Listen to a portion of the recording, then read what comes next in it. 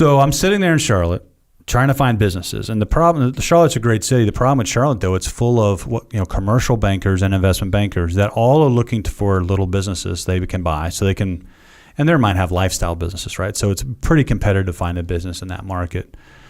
As I'm looking for businesses, I had a friend, Jimmy Flowers, that we had bought one piece of real estate, Jocko, so Wachovia was melting down at this point. So this was like during the Great Recession, right? Mm-hmm. So Wachovia was... So what year are we talking? 08, 09. Okay. God. Rough. Brutal. Rough. So I tried to make it run the portfolio. Got nothing. I really can't really get a job. I could get a job. I just refused to get a job. I'm going to make a run at this. Mm-hmm. So I'm looking at myself going... You married at this point? Yeah. You got kids? Yeah. My son, Aiden Malone, is... Okay. Yeah. It's not fun. Yeah. Because, you can just get away with anything. When you're single, no kids, you're like, hey, cool. I'll sleep in the van. It's all good. We can make it work. Well, when you got the wife and kids. You know the phrase, burn the boats? Yeah. Yeah, man, that was it. Like, I was not going to lose. Now, I didn't have a path to, where that was going. Yeah. I've had that discussion.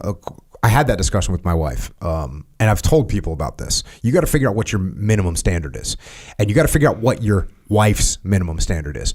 And I had the conversation with my wife a few times where I was saying, look, if this doesn't work, I'm good with living in our RV, and we're going to travel up and down the coast of California, and I'm going to surf, and we're going to hang out. We're going to go to a bunch of different jiu-jitsu schools, and we'll live off my Navy retirement. And I'm good with that. I need to check if you're good with that. And she's like, oh, it sounds good. It sounds like fun. I'll get to see you more. And I was like, okay, cool. You got to figure out what that minimum standard is going to be. Because if the minimum standard is, hey, I at least need a house, or I at least need a house, with 3 bedrooms or 4, what's the minimum standard? You got to have that conversation sometimes. And I gave this advice on the academy the other day. Someone was asking about, I'm going through this transition period. How do I address it with my wife? And I said, look, you're going to take risk, not just with you, but it's with your wife. Figure out what the minimum standard is and then make your decisions.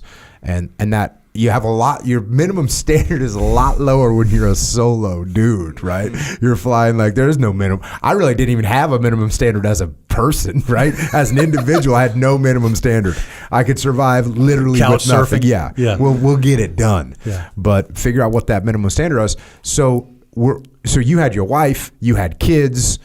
So my wife, was your wife okay with living in a van down by the river? She would have been, yeah. That's what I'm talking about. She ride or die. Best thing that ever happened to me. So right Sarah's is all in. She's always been all in. You need that when it looks from now. You look back and say, oh yeah, easy life, right? Because I've been pretty successful today, but bro, back in the day, it was not always this rosy, and her being 100% supportive tells you everything you need to know. When things are hitting, everything's great. It's easy to have a relationship, right? Mm-hmm. But when things are bad and you don't know, and we had some money, we weren't living on the street, but it was running out fast. Lean Christmas. I'm bringing out the spam. Hey mom, what's that recipe?